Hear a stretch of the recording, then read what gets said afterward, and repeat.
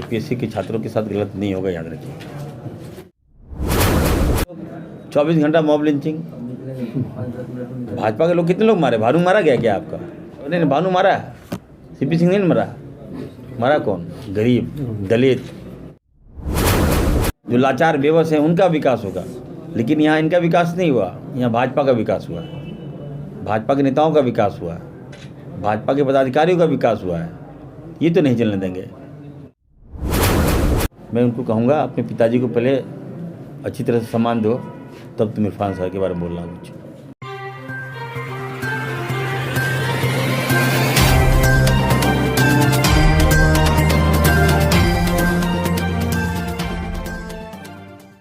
नमस्कार, मैं तान्या चौधरी स्वागत करती हूं आपका फ्रंटलाइन झारखंड न्यूज़ में। अभी हम मौजूद हैं रांची के हज हाउस में, जहां पर कि आज हज कमेटी के द्वारा एक बैठक करवाई गई थी, जो कि हज हाउस के जो चेयरमैन है डॉक्टर इरफान अंसारी, उनकी अध्यक्षता में की गई।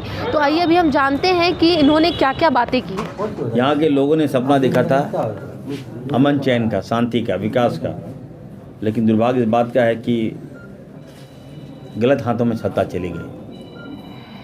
हम लोग झारखंड लिए थे कि हम लोग का विकास होगा, हमारे युवाओं का विकास होगा, दलितों का विकास होगा, आदिवासियों का विकास होगा, हमारे अल्पसंख्यक भाइयों का विकास होगा, जो लाचार बेबस हैं उनका विकास होगा। लेकिन यहाँ इनका विकास नहीं हुआ, यहाँ भाजपा का विकास हुआ है, भाजपा के नेताओं का विकास हुआ है, भाजपा के पदाधिकारियों का विकास हुआ है। ये तो नहीं चलने देंगे। आपने देखा होगा कि गरीब लोग मारे जा रहे हैं। अब मारने वाला कौन? भाजपा के लोग। कानून लाए हैं, भाजपा को नींद नहीं आ रहा है, बेचैन हो गए हैं लोग। 24 घंटा मॉब लिंचिंग। भाजपा के लोग कितने लोग मारे? भानु मारा गया क्या आपका? बोल मारा है भानु? सर आपने तो एक बात बता, नहीं भानु मारा, नहीं भानु मारा, सीपी सिंह नहीं मारा। मारा कौन? गरीब, दलित, आदिवासी, मारने वाला ये लोग है। तो बौखलाहट तो होगा इन लोगों को, सजा तो मिलेगी। अब कानून जो भी हाथ मिलेगा, सरकार कार्रवाई करेगी इस पर। सर आपने भानु प्रताप शाही जी की बात कही है, तो उन्होंने आपकी तुलना आइटम गर्ल से की है। मैंने आपसे बता दिया ना। जी सर। वो भानु जो है महिलाओं का अपमान किया। आइटम गर्ल का मतलब क्या होता है बताइए? नारी प्रधान देश है हमारा, आप नारी को सम्मान नहीं कर रहे हैं। वो किस परिवार से बिलोंग कर रहा है आई डोंट नो। उनके परिवार में लगता है उसको बढ़िया से क्या कल्चर और नहीं पाला है इसको, इस परवरिश अच्छा बोल रहे हैं, परवरिश ठीक से नहीं दिया है लोगों को। ये शब्द का इस्तेमाल किया है, तो आप उनको क्या कहना चाहेंगे? मैं कहूँगा भानु जी, कम से कम हम लोग अच्छे परिवार से आते हैं, कुछ बोलने से पहले कम से कम सीख लीजिए। अब महिलाओं का अपमान मत कीजिए। इस तरह की हल्की बातें राजनीति में नहीं आती है, और इन्हीं लोग के कारण आज लोग विधायकों को सम्मान नहीं देते हैं, एमपीओ को सम्मान नहीं देते हैं। ये लोग जिम्मेवार है। एक दागी आदमी इरफान अंसारी को क्या बोलेगा? कम से कम मैं उनको कहूँगा अपने पिताजी को पहले अच्छी तरह से सम्मान दो, तब तुम इरफान सर के बारे में बोलना कुछ। सर एक अंतिम सवाल। पागल की तरह नहीं होता है, क्या बोलते हैं वो लोग, जो भटकता है पिताजी को छोड़ दिया इसी तरह से। वो तो सर उल्टा आप ही को जवाब देते हैं। नहीं, ये तरीका ठीक नहीं है। सर एक अंतिम सवाल, 2021 नियुक्ति वर्ष कहा गया था हेमंत सरकार के द्वारा, तो उसके बारे में क्या कहेंगे? नियुक्ति हो रहा है, क्या बात कर रहे? देखिए पारा शिक्षक अपने सर 2021 खत्म होने में केवल 10 दिन भी अब बाकी नहीं है, हो रहा है हफ्ते भर है, तो सर वर्ष तो खत्म हो रहा है। कोरोना आ गया था बीच में। भाजपा के लोग नहीं चाहते कि हम लोग युवाओं को रोजगार दें। ये सारा भाजपा के कारण रोजगार नहीं मिल पा रहा है। इसलिए मैं कहूँगा कि ज़्यादा हर जगह भाजपा के लोग जो है, जेपीएससी में आपने देख लिया 4 दिन हल्ला किया, 5वां दिन समाप्त। क्यों भाई? जेपीएससी क्या मुद्दा खत्म कर दिया आपने? तो इन नीतियों को समझिए, बीजेपी की चाल को समझिए। सड़क से उठा के आपको सदन तक लाए, आज वही सड़क। तो जिम्मेवार हम नहीं ना मैडम, जिम्मेवार भाजपा के लोग हैं। नियमावली गलत था उनका। क्योंकि ये देखिए मैडम, आज हमारे युवा वर्ग अगर सड़क पर हैं तो जिम्मेवार भाजपा के लोग हैं। 20 साल भाजपा ने राज किया मैडम, तो जिम्मेवार कौन होगा? हम तो नहीं होंगे। अभी हमारी सरकार बनी है, एक से एक हम लोग काम कर रहे हैं। सरना धर्म कोड लागू हम लोग करवाने का प्रयास कर रहे हैं। मॉब लिंचिंग बताइए, यहाँ भी भाजपा के शासित राज्य वहाँ बना है, लागू हुआ है क्या? नहीं हुआ है।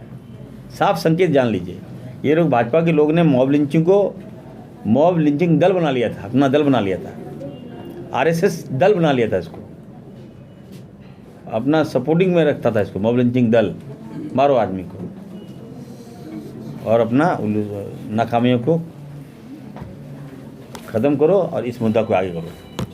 लोग हज पे नहीं जा रहे थे, सेंट्रल गवर्नमेंट ने रोक लगा दी थी, सऊदी अरबिया गवर्नमेंट ने भी रोक लगा दिया गया था। अब गाइडलाइन आया है कि दोबारा ओपन हो गया है और ऑनलाइन फॉर्म जो है हम लोगों ने चालू करवा दिया है। लगभग 500 से अधिक लोगों ने अब तक फॉर्म भरा है। हमको लगता है कि ये 2-3 हज़ार 4-5 हज़ार तक लोग फॉर्म भरेंगे और हज में जाने का उनका रास्ता साफ होगा। दूसरा, आज हमने एसपी को, सभी ज़िले के सभी एसपी को निर्देश दिया है कि जो लोग हज में जाएं उसका जो पासपोर्ट वेरिफिकेशन में आप समय मत लगाइए, तुरंत आप साइन करके भिजवा दीजिए। तीसरा है महत्वपूर्ण कि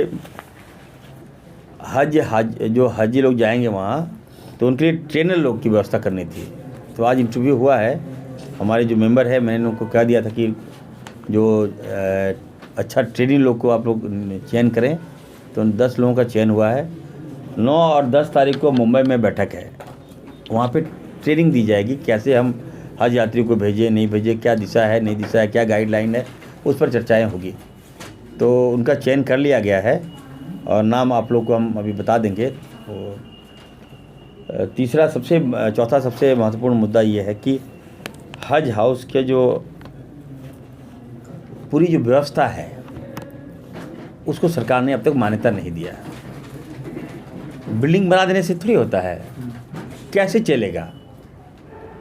चेयरमैन को मान्यता नहीं मिला है, जो मेंबर्स हैं उनको मान्यता नहीं दी गई है। तो इस दिशा में हम लोगों ने कहा कि पहले ठीक ठाक कर लें इसको, हम लोग व्यवस्था को, उसके बाद हम लोग आगे बढ़ें। तो सभी मेंबर्स का सुझाव आया है कि हम लोग मुख्यमंत्री से मिलेंगे जल्द, और 9-10 से पहले देना बहुत जरूरी है। मान्यता अगर चेयरमैन को नहीं दीजिएगा, मेंबर्स को नहीं दीजिएगा, तो मुंबई कैसे जाएंगे ये लोग, वहाँ किस हैसियत से जाइएगा? तो इस दिशा में पहल किया गया। बैठक में हम लोग एजेंडा में लाए हैं और मुख्यमंत्री को हम लोग ब्रीफ करेंगे कि अब रघुवर दास की सरकार नहीं है, अब भाजपा की सरकार नहीं है। तो ये ज़रूरी है, हज हाउस को मेंटेन करना है। हर जगह मान्यता है, बंगाल चले जाइए, बिहार चले जाइए, लखनऊ चले जाइए, अहमदाबाद चले जाइए, हैदराबाद चले जाइए, मुंबई चले जाइए, कहीं भी चले जाइए, सब जगह हज जो चेयरमैन है उसी कमेटी को मान्यता दी गई है। केवल झारखंड ही एक ऐसा राज्य है जहाँ हमें नहीं लगता कि अभी तक किसी ने इस पर सोचा होगा। अब हम हैं चेयरमैन, तो हम इस दिशा में पहल कर रहे हैं और मैं तमाम जो आवाम को और अपने मेंबर्स को मैं आश्वस्त करता हूं कि आपकी जो मांग है, आपकी जो राय है कि जो चेयरमैन को स्टेटस का दर्जा और मेंबर्स को जो दर्जा मिले वो हम दिलाएंगे। ये जो बैठक की गई है वह मुख्यतः जो है 2 साल बाद जो हज हाउस खुल रहा है उसके बारे में की गई। किस तरह से इसका संचालन होगा, क्या नई नीतियां जुड़ने वाली है और किस तरह से जो लोग हैं जो हज जाने वाले हैं उस चीज़ के बारे में की गई है।